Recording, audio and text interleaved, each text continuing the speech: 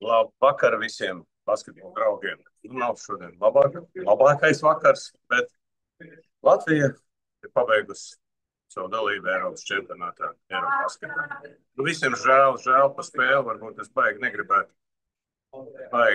runāt daudz. Divas lietas, ko es gribēju pieminēt. Atmosfēra bija vienkārši fantastiska. Nu, vienkārši fantastiska. Otrs, lietuvieši uzspieda to spēles stilu, kas mums, latviešiem, galīgi nebija par kaunu. Es domāju, ka treneris šeit, kur te neic apspēlēja bankiem, to mēs redzējām. Un es teikšu, ka tā spēle bija tik neinteresanta no tāda basketbola viedokļa, ka bija grūti skatīties. Visu laiku faulu. Visu laiku tiesneši vispār netika galā saviem pienākumiem. Viņi vispār nezināja, kurā brīdī tēloja spēlētāji, netēloja.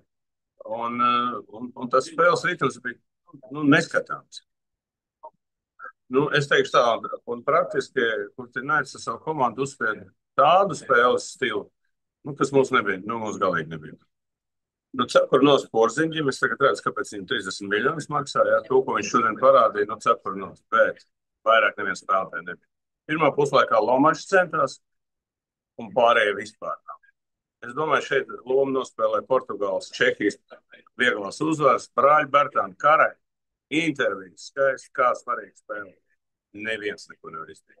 Par pirmā tēma nevienu metienu netika dāvs. Nu, nevar NBA līmeņa spēlētājs netika tie metieni. Un mēs redzējām, ka nebija Porziņģi un neviens palīgs. Žagars nav formā. Mēs redzam, Zoriks ar traumu mocās. Vispār komanda galīgi nebija formā. To mēs varam redzēt. Jau kuro reizi, jau šim turnīrā mēs neesam gatavi šādam čempionātam.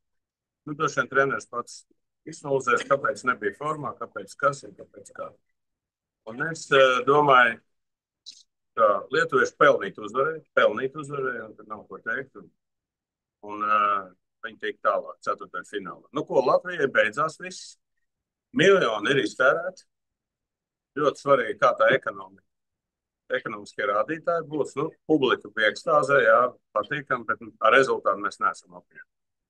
Visi, un es domāju, šeit būtu interesanti pavērot, kāpēc tas notika, un kā notika, un tā jau ir cita saruna, pilnīgi pēc cita. Ja vēl 300 sekundes iet uz beigām, un es gribētu visiem novēlēt turēt tādu pašu, kā saka, līmeni, turēt, kā saka, uz visām spēlēm iet un skatīties, jo čempionāts turpinās. Būs ļoti interesanti. Es domāju, izbaudīt šo Eirobasketu, šo atmosfēru, jo te spēlē labākie pasaules basketbolisti. Un es turpināšu savus 300 sekundes. Man būs gan pa ceturtdaļfināliem, gan pa pusfināliem, gan arī pa uzvarētāju. Būs savus 300 sekundes, un es paldies visiem skatītājiem, visi, kas slimoja par to, un arī visi, kas skatās. Čau, būs gan ir arī labāka laika Latvijas basketbolā.